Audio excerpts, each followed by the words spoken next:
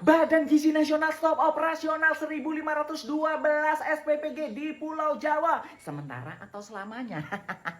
Selamanya aja lah Pak Presiden.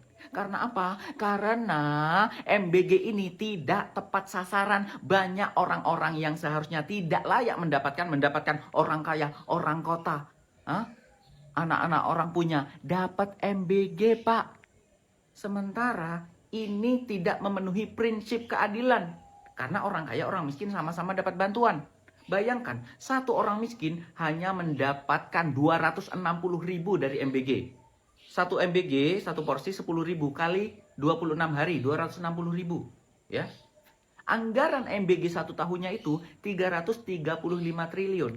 Jumlah penduduk miskin di Indonesia ada 23 juta. Kalau itu dibagi 335 triliun dibagi 23 juta orang miskin, itu per orang miskin bisa mendapatkan 14 juta per tahun. Per bulan bisa mendapatkan 1.200.000. Itu per orang miskin. Jadi enak mereka mendapatkan haknya sebagai orang miskin. Yang orang kaya nggak usah. Gitu kalau memang Pak Presiden benar-benar peduli kepada masyarakat, ingin masyarakat sejahtera, ingin menghapus kemiskinan, ingin masyarakat gizinya bagus, kesehatannya bagus gitu. Lah ini MBG orang kaya, orang punya, orang kota dapat semua. Apa bedanya dengan orang miskin? Ya, itu nggak adil namanya Pak. Karena apa? Nggak adil tidak harus keadilan itu tidak harus sama. Mulut ini mungkin karena puas saya kurang konsen. Ribuan dapur program makan bergizi gratis tiba-tiba dihentikan sementara. Ada apa sebenarnya? Badan Gizi Nasional menghentikan sementara operasional 1512 SPPG di wilayah Pulau Jawa setelah evaluasi menemukan banyak unit belum memenuhi syarat dasar. Mulai dari sertifikat layak hygiene sanitasi, instalasi pengolahan air limbah, sampai fasilitas pendukung operasional. BGN menyebut ini langkah penataan agar makanan yang dibagikan tetap aman dan higienis. Tapi di sisi lain, langkah ini juga bisa memicu kritik kalau dapur sebanyak ini harus dihentikan. Publik bisa bertanya apakah program terlalu cepat berjalan sebelum semua fasilitas benar-benar siap. Menurut kamu, ini bukti pemerintah sedang tegas berbenah atau justru alarm bahwa pelaksanaannya masih berantakan? Tulis pendapat Prabowo Subianto dengan kebijakan makan bergizi gratis yang menuai pro dan kontra. Orang tidak tahu apa sih strategisnya tentang makan bergizi ini ya, karena nilai strategisnya di mana. Dulu di tahun 81, ketika Pak Prabowo masih berpangkat letnan, dia punya pengalaman empiris karena dia pernah tinggal dengan dua orang yang kebetulan memiliki masalah gizi. Jadi di sebuah mes di Cijantung, satu di markas Kopassus, dia pernah tinggal dengan dua orang yang memiliki problem tentang gizi. Pertama bapak saya, kedua adalah seorang nenek yang dibawa bapak saya dari Magelang. Kenapa menjadi penting? Karena pikiran itu butuh tubuh. Ketika tubuh kamu tidak mampu mengantarkan pikiran kamu, akan sia-sia gitu.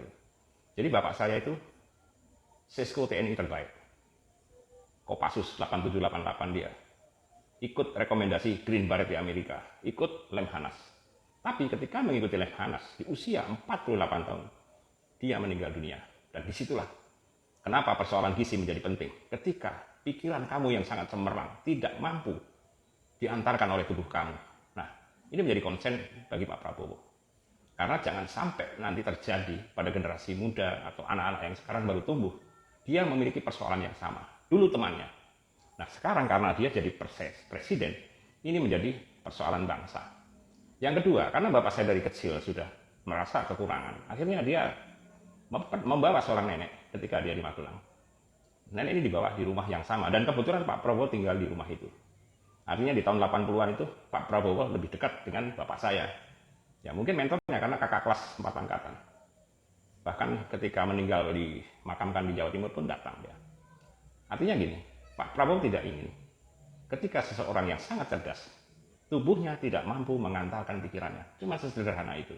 Dan itu menjadi problem strategis bangsa ke depan. Mungkin bukan 90%, mungkin hanya 10%, tapi akan menjadi penting. Siapa tahu 10% itu yang terbaik dari bangsa ini.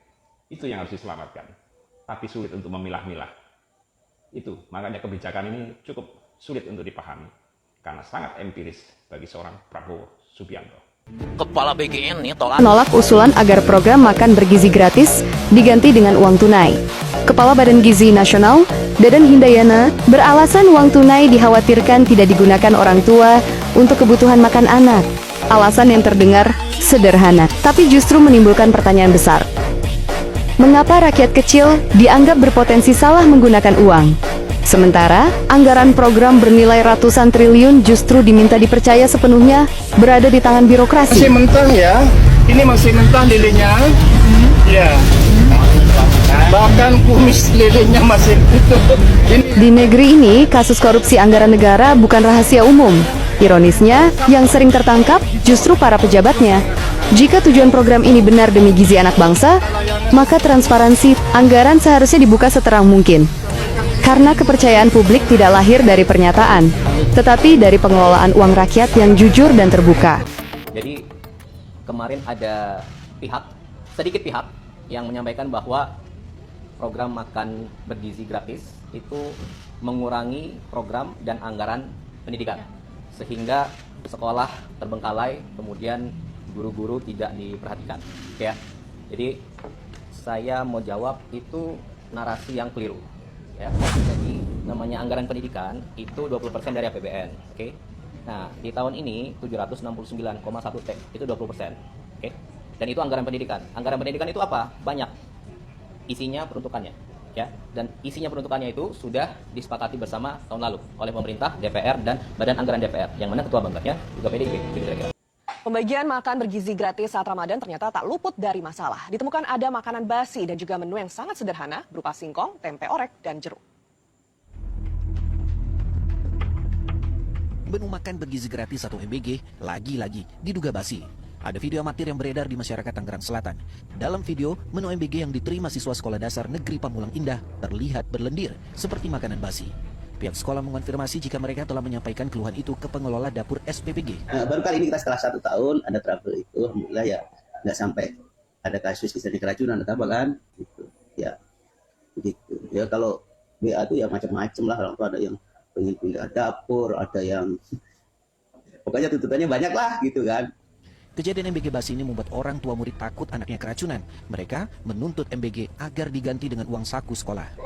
Kalau itu aja nggak juga sih, sama aja sebetulnya. Lebih baik nggak ada lah sekalian gitu.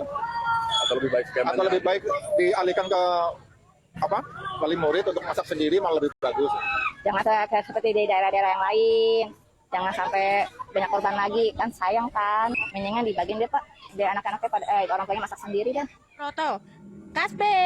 Apa? Biar wareg nanti pas buka puasa. Sama tempe.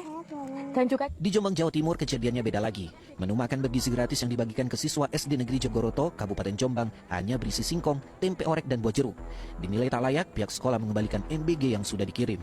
Setelah memasuki bulan Ramadan itu ada menu kering. Dan untuk penerimaan menu kering itu kayaknya jauh dari standar. Untuk hari Senin kemarin juga jauh dari standar. Itu senilai kayaknya 3.000 atau 3.500. Langkah sekolah kemarin langsung sekarang saya kembalikan. Menanggapi keluhan pihak sekolah, pengelola dapur SPPG Jogoroto 01 memohon maaf dan berdalih jika hal tersebut merupakan kekeliruan teknis. Jadi MBG hari ini yang di SMA 2 tidak layak untuk dibagikan ke siswa dari guru. Kenapa? Yang pertama, lele yang masih hidup ini diperkirakan jam 12 membusuk dan merusak ke yang lain. Ini. Jadi mohon maaf untuk dapur, sekolah bersikap demi keselamatan anak-anak.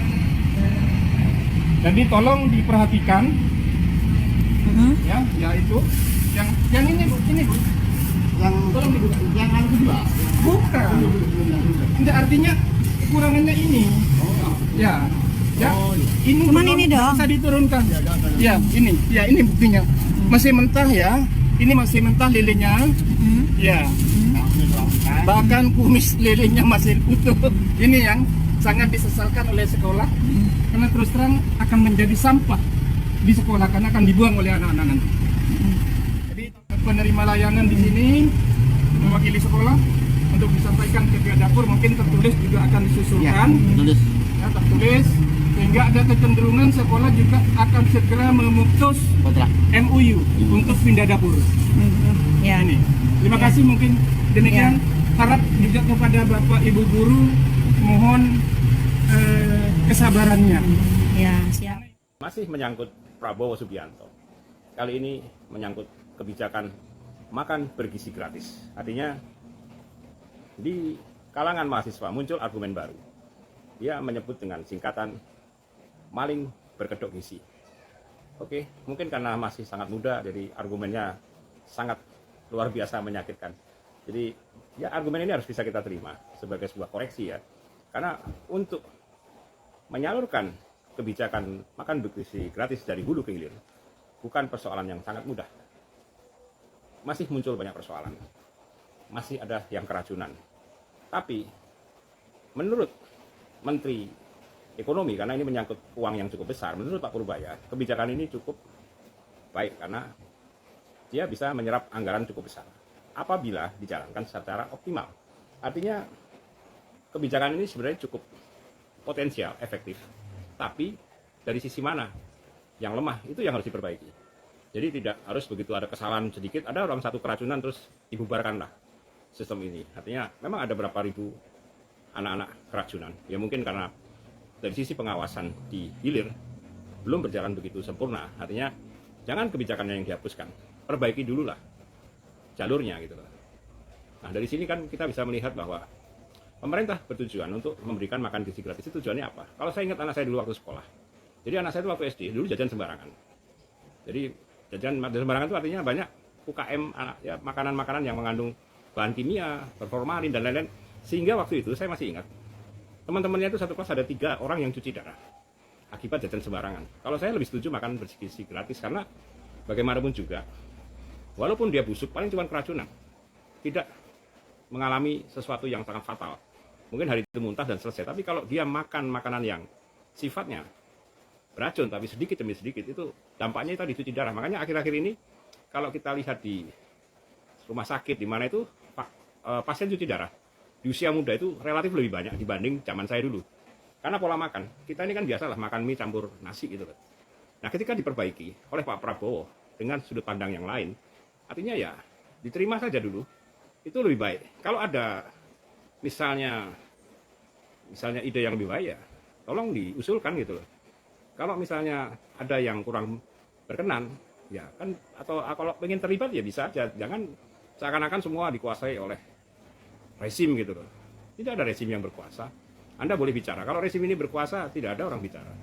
Jadi tolong, kalau mahasiswa punya ide, mungkin dari sisi pengawasan, dari sisi distribusi, bikinlah sebuah makalah atau semacam proposal lah. Itu bisa diajukan ke pemerintah. Bukan ke lembaga internasional, gitu, kejauhan. Ini Anda memperbaiki genteng, tapi yang Anda perbaiki langit itu. Ya kira-kira begitulah. Terima kasih.